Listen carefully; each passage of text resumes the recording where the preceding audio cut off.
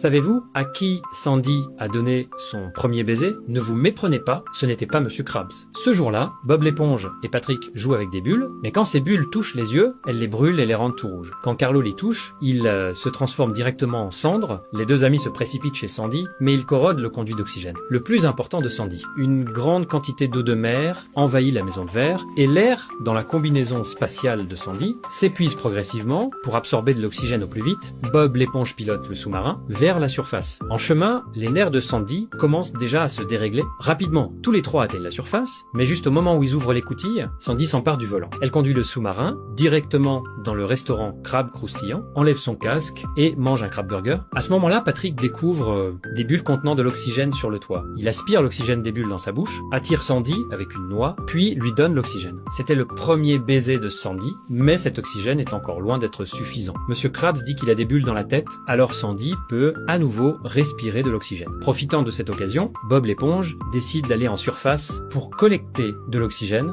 Bob l'éponge attrape le tuyau d'oxygène, vole jusqu'à la surface et souffle avec son corps une énorme bulle d'oxygène. Puis il apporte chez Sandy. Quand Sandy se réveille, la maison dans l'arbre est à nouveau pleine d'air, mais avant qu'elle puisse se réjouir, sa maison est emportée par la bulle.